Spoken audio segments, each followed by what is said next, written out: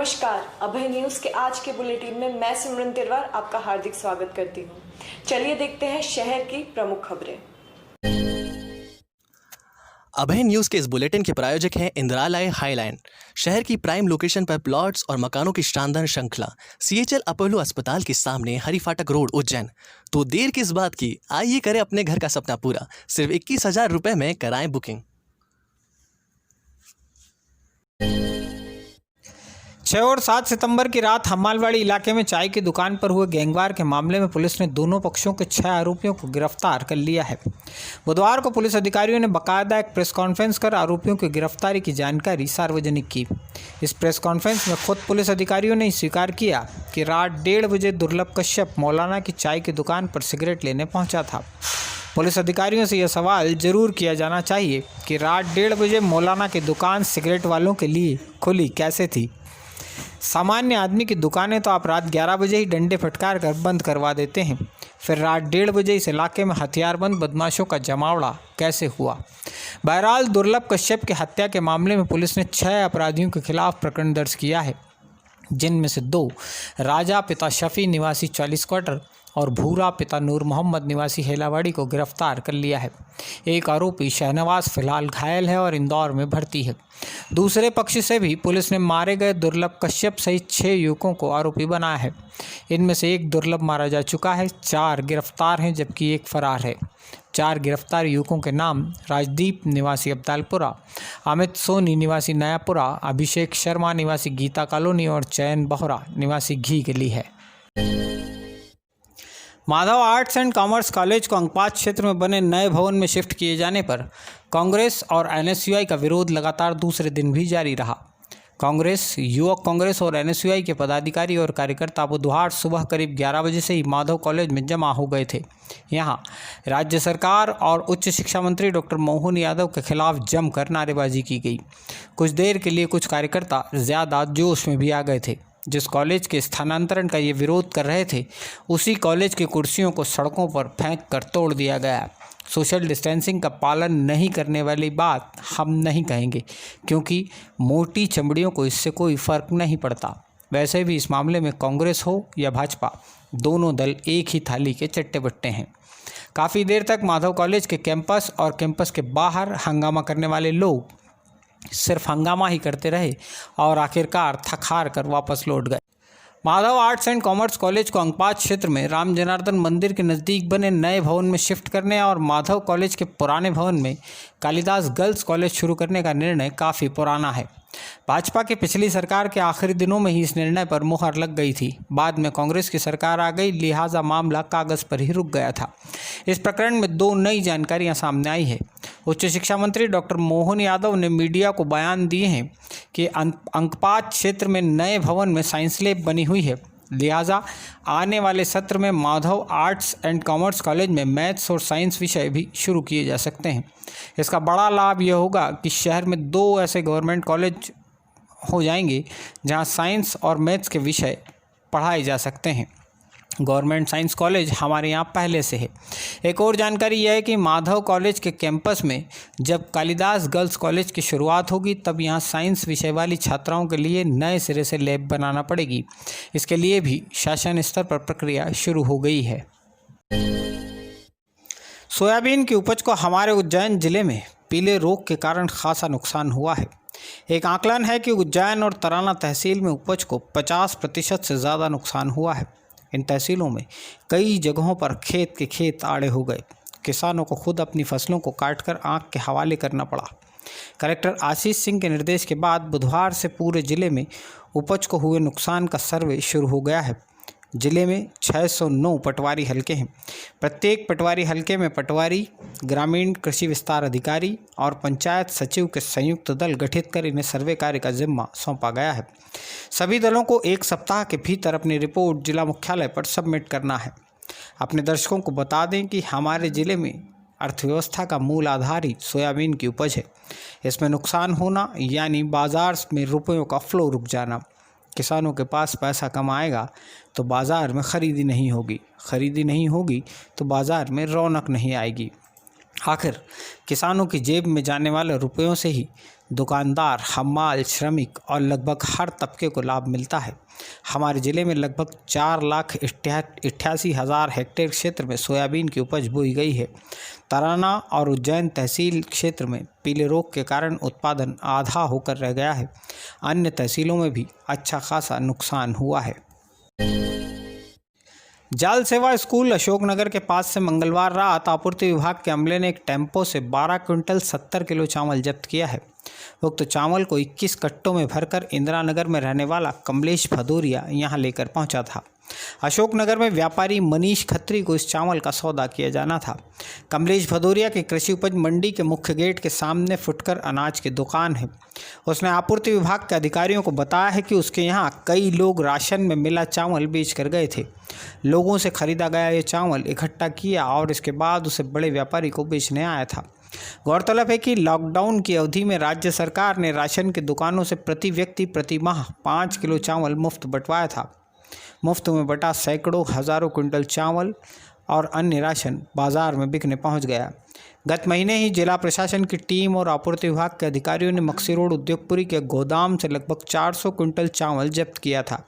बहरहाल ताज़ा मामले में फुटकर व्यापारी कमलेश भदौरिया और टेम्पो के ड्राइवर के खिलाफ आवश्यक वस्तु अधिनियम के अंतर्गत केस दर्ज कर लिया गया है। कृषि उपज मंडी के व्यापारी लक्की खंडेलवाल निवासी पटेल नगर के खिलाफ माधवनगर थाने में दर्ज हुए अमानत में खयानत के अपराध पर बुधवार को मंडी के व्यापारियों ने आईजी और एएसपी को ज्ञापन सौंपा है। मंडी व्यापारी लक्की खंडेलवाल का आरोप है कि फ्रीगंज की फर्म मगनीराम मुरलीधर के संचालक हरीश सोमानी की शिकायत पर पुलिस ने 250 क्विंटल के गेहूं की हेराफेरी का झूठा मुकदमा दर्ज किया है। लक्की ने यह भी आरोप लगाया है कि जब उसे हिरासत में लिया गया तब बाकायदा उसकी पिटाई करते हुए पुलिसकर्मियों ने वीडियो कॉल कर हरीश सोमानी को पिटाई वाले दृश्य भी दिखाए। वैसे इस प्रकरण में कितनी सच्चाई है यह पुलिस के बड़े अधिकारी तय करेंगे, लेकिन इतना तय है कि यह मामला 2 व्यापारियों के बीच हुई डील के बिगड़ने का परिणाम है, जिसमें मंडी के अन्य व्यापारी और पुलिस वाले जबरन उलझे पड़े हैं। मक्सी रोड पर श्री सिंथेटिक्स चौराहे के नज़दीक से पुलिस ने एक ऑटो रिक्शा में अवैध शराब ले जा रहे एक युवक को गिरफ्तार किया है।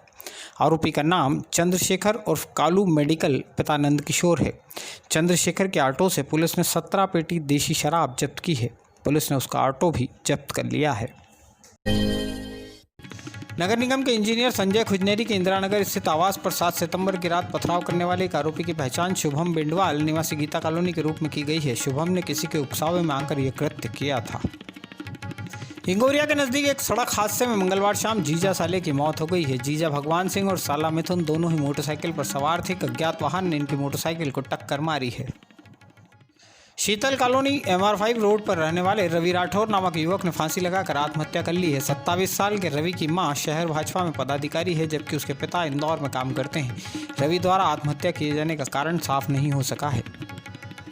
उज्जैन संभाग की सभी गर्भवती महिलाओं की जानकारी एक सॉफ्टवेयर में दर्ज होगी। इस सॉफ्टवेयर की मदद से गर्भवती महिलाओं और कुपोषित गर्भवती महिलाओं के सतत मॉनिटरिंग की जा सकेगी। संभागायुक्त आनंद शर्मा ने इस नवाचार की शुरुआत की है। ANM और आंगनबाड़ी कार्यकर्ताओं को गर्भवती महिलाओं की जानकारी सॉफ्टवेयर में दर्ज करने की जिम्मेदारी दी गई है। संभागायुक्त आनंद शर्मा ने बुधवार को नगर निगम कार्यालय पहुंचकर प्रशासक पद का चार्ज ग्रहण किया है। उन्होंने नगर निगम परिषद हॉल में नगर निगम के अधिकारी कर्मचारियों से बातचीत भी की। उज्जैन जिले में ग्राम पंचायत स्तर पर 13 Ayush health and wellness centre शुरू करने की योजना है। अगले 2 महीनों में ये हेल्थ सेंटर शुरू कर दिए जाएंगे। महाराष्ट्र की मिट्टी से उपजाए खेल हमारे उज्जैन का गौरव बन गया। एक ऐसा ब्रांड बन गया जिसके नाम से ही उज्जैन की पहचान होने लगी। अभय न्यूज़ की खास series face of the city में अब तक हमने आपको कई चेहरे और उन चेहरों से जुड़ी उपलब्धियों के बारे में जानकारी दी है।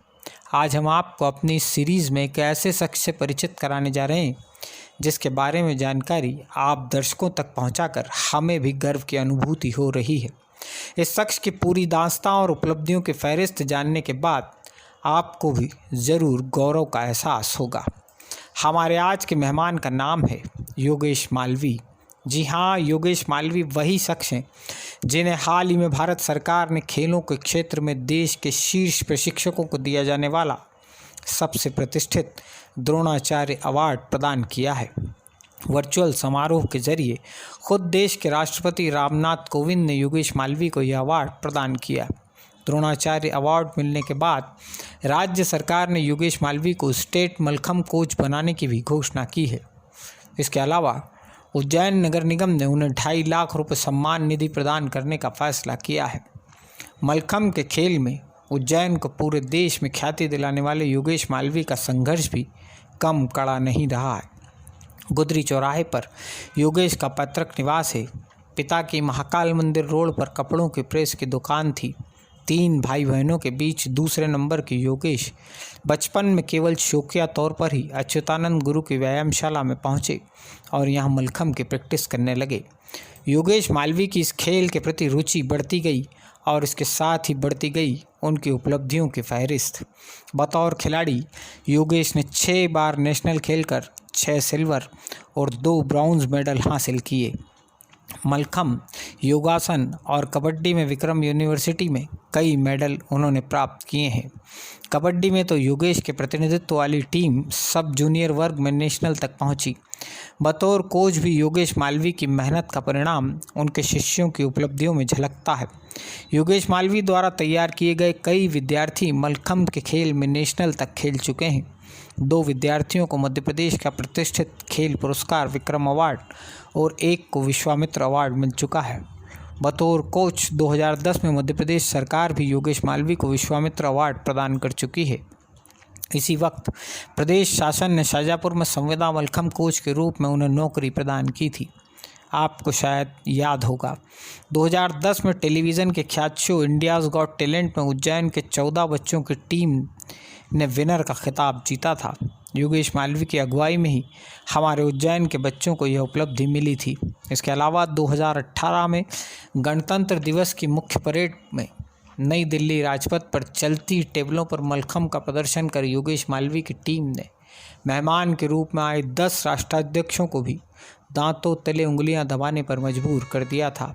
मलखम्ब के खेल को अपना जीवन समर्पित करने वाले योगेश मालवीय पर हमें गर्व है। मैं मलखम्ब के क्षेत्र में विगत 1994 से मलखम्ब के क्षेत्र में जुड़ा हूँ। खिलाड़ी के साथ साथ मैंने प्रशिक्षण का भी कार्य प्रारंभ किया था, जिसमें मेरे द्वारा 200 से अधिक राष्ट्रीय स्तर के खिलाड़ी व कई अंतर्राष्ट्रीय खिलाड़ियों को मैंने मलखम्ब के क्षेत्र में प्रशिक्षण दिया है। उसी आधार पर भारत सरकार ने देश का सर्वश्रेष्ठ प्रशिक्षण का अवार्ड जो द्रोणाचार्य के नाम से जाना जाता है, उस पुरस्कार मुझे 29 अगस्त को माननीय महामहिम राष्ट्रपति जी द्वारा दिया गया है। मलखम्ब दुनिया का एकमात्र ऐसा खेल है जो कम समय, कम स्थान, कम खर्च पर शरीर को अधिक से अधिक व्यायाम देने वाला खेल मलखम्ब। इस खेल की महत्वता को समझते हुए मध्य प्रदेश शासन ने वर्ष 2006 में इसको राष्ट्रीय खेल घोषित करते हुए मध्य प्रदेश के प्रत्येक जिलों में मलखम्ब सेंटर स्थापित हो इस ओर कार्य किया था। वर्तमान में 13 जिलों में मलखम्ब के स्थायी सेंटर स्थापित है। हमारी टीम के द्वारा कई अंतर्राष्ट्रीय मंचों पर मलखम्ब की प्रस्तुति दी गई है, जिसमें एक सर्वश्रेष्ठ प्रस्तुति हमारी कलर्स चैनल के reality show India's got talent, जिसमें 40,000 प्रतिभागियों ने भाग लिया था। एक खुला मंच था जिसमें अलग अलग विधाओं में, अलग अलग स्पर्धाओं में खिलाड़ियों और प्रशिक्षकों व कई लोगों ने भाग लिया था, जिसमें हमको द्वितीय स्थान प्राप्त किया था और इस मलखम्ब खेल को एक नए स्वरूप में देखने को मिला था। तो ये थी आज की प्रमुख खबरें। कल फिर मिलते हैं ताज़ा तरीन खबरों के साथ। तब तक के लिए मुझे आज्ञा दीजिए। जय श्री महाकाल।